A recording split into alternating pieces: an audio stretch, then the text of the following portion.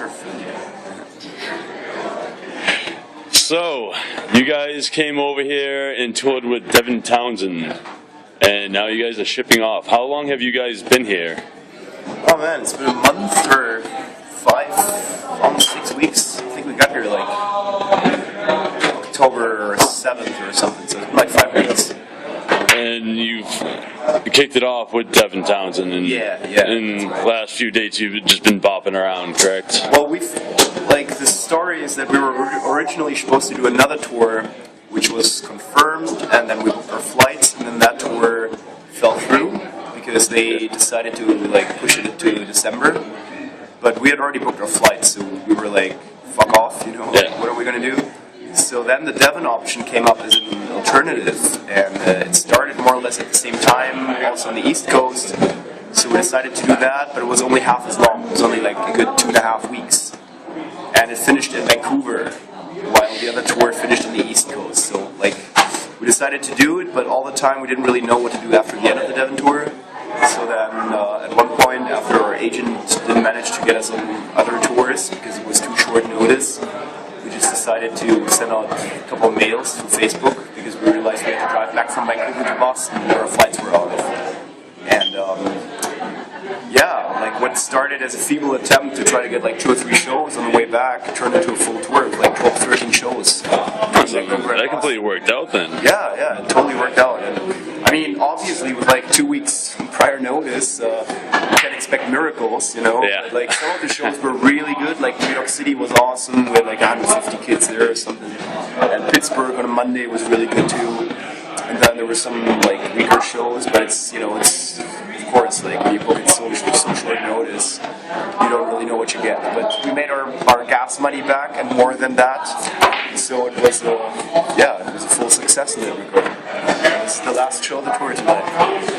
And you ship off tomorrow morning or afternoon? It's not too bad. Yeah, it makes it a little bit easier. Yeah.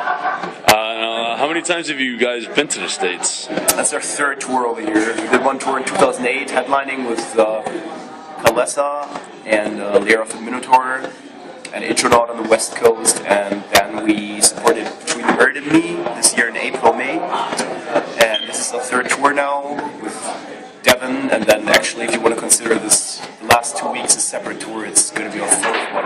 Yeah. It's it's the 3rd time over here. 3rd stint. Any plans on coming back next year, or?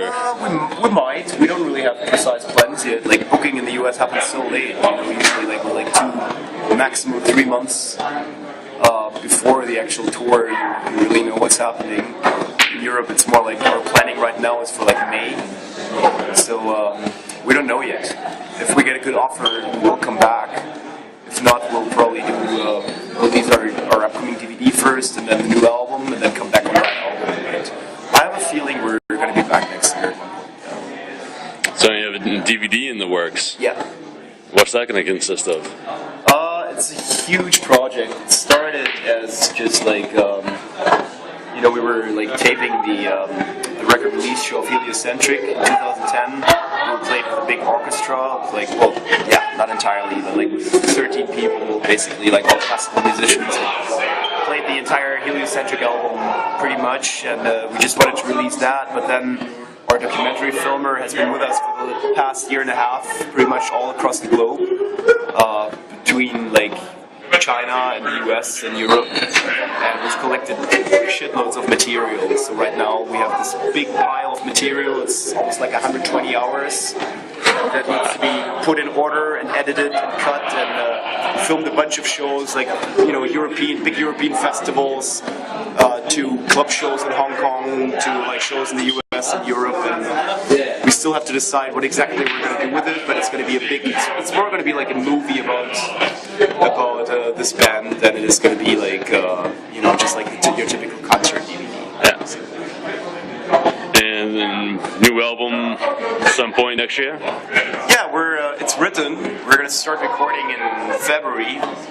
Then we're going to be touring Russia and South America and Australia in spring, and then we're probably going to continue working on it in June.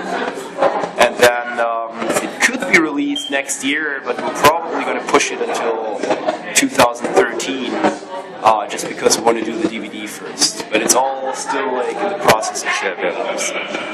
That'll be out on Metal Blade. Yeah. Assume. Yeah. Both the DVD and the new album? And the album, yeah, that's right. Gotcha. You guys are going all over the place. Yeah, we're trying. Yeah, I mean, we're like, one of the reasons why I enjoy playing this band is because it allows me to travel to places where I wouldn't be able to go otherwise. And it's like this tour in China and Hong Kong we've just done was just absolutely fucking amazing. And it's like, you know, you get an inside perspective that you won't get if you're just traveling there as a backpacker, you know, like. Yeah. So it's really, really fucking cool. And yeah, I'm really looking forward to this amazing, like, extensive tour of Russia we're doing next year. It's going to be like 24 shows, and you know, like all the way to Novosibirsk, Siberia, and back, and maybe even with a show in Kazakhstan. So it's going to be cool. And, like, that's one of the parts I really enjoy about being in a touring band. You know, not just touring New York City and LA and fucking Berlin and Paris, but trying to get to the places that are a bit off the track, but that are like keeps more interesting a lot of times.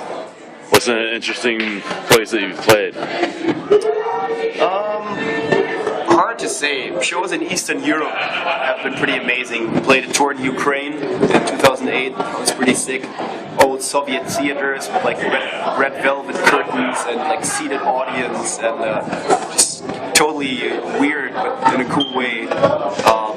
Played awesome shows in Belgrade, in Serbia, and Romania, Bulgaria. Like the Eastern countries in Europe are really, you know, they don't get a lot of tourists there, so the people that come out to shows are really hungry, really excited, and that's what makes it interesting. The same is true for China, obviously. Like shows in like more the rural parts of China, like Chengdu or Shenzhen or Guangzhou, were absolutely amazing, crazy audiences, and just like, yeah, so much fun. They're really different than, I guess, than the culture here in Europe and Asia. Is it like the heart of metal is it's all around, but isn't it really different from? Yeah, it is. I mean, like, it's a scene that's super young there. It's like the Chinese metal scene now is probably where the European or American metal scene was in the early 80s. It's really like, I mean, we've played, the smallest city we've played had like 11 million inhabitants. But there were like 2 venues in town, you know, like just as a comparison, I live in Berlin, Germany, we have 3 million inhabitants, we have like 60 venues, or 70 venues.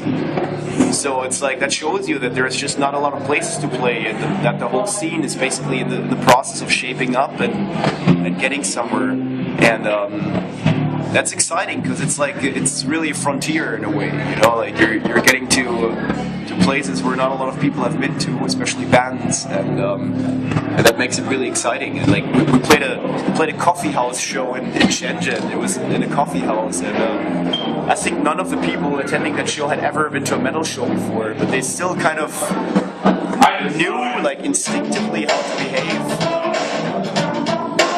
Yeah, and that's the end of that. Yeah. Ladies and gentlemen, Paula Abdul. Well, yeah, that'll end that one. Thank you for taking the time. You want to go out?